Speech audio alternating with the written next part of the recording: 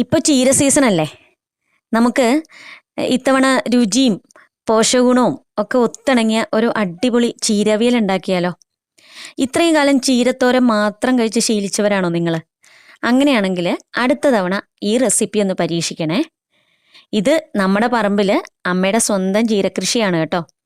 ഇതുപോലെ ജൈവവളം മാത്രം ചേർത്ത നല്ല നാടൻ പട്ടുചീരയാണ് അവിയലിന് ഏറ്റവും നല്ലത്. ആദ്യം ചീര നല്ലവണ്ണം കഴുകി വൃത്തിയാക്കി പൂവോ കേടുവന്ന ഇലയൊക്കെ ഉണ്ടെങ്കിൽ അടർത്തി മാറ്റണേ.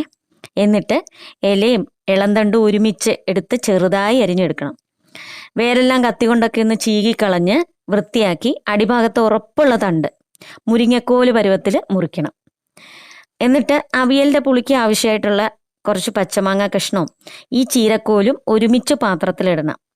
എന്നിട്ട് പാകത്തിന് ഉപ്പും മഞ്ഞപ്പൊടിയും മുളക് പൊടിയും കഷ്ണം മുങ്ങും വിധം ഇത്തിരി വെള്ളവും ചേർത്ത് അടച്ചു വെച്ച് വേവിക്കുക. വെന്ത് കഴിയുമ്പോൾ ഈ അരിഞ്ഞു വെച്ച ചീരയില ചേർത്ത് നല്ലവണ്ണം ഇളക്കി യോജിപ്പിക്കണേ. ഉപ്പിൻ്റെ അളവ് നമുക്ക് ഒന്നുകൂടെ ചെക്ക് ചെയ്യാം. അരിയുമ്പോൾ നമുക്ക് ഒരുപാടുണ്ടെന്ന് തോന്നിയാലും വെന്ത് വരുമ്പോൾ വളരെ കുറച്ച് ക്വാണ്ടിറ്റി ഇത് ഉണ്ടാവുള്ളൂ. അപ്പോൾ അത് കണക്കാക്കി വേണം തേങ്ങ ചിരകിയതും 2 ചുവന്നുള്ളിയും പച്ചമുളകും ഒരുമിച്ച് ചേർത്ത് ചതച്ച് കറിയിൽ ചേർത്ത് നല്ലവണ്ണം യോജിപ്പിക്കണം. അവിയൽ ഏതായാലും നമ്മൾ ചില കാര്യങ്ങൾ ശ്രദ്ധിക്കണം കേട്ടോ. തേങ്ങ അധികം ആവരുത്. അത് അരയുകയും വേണ്ട, ഒന്ന് ചതഞ്ഞാൽ മതി. തേങ്ങ ചേർത്ത ശേഷം നമ്മൾ അധികം വേവിക്കുകയും ചെയ്യരുത്. മാത്രമല്ല എരിവ്, പുളി, ഉപ്പ് ഇത്യാദി രുചികളൊക്കെ മിതമായിരിക്കണം. അധികമായാൽ അവിയലിൻ്റെ ആ ഒരു സുഖം പോകും കേട്ടോ.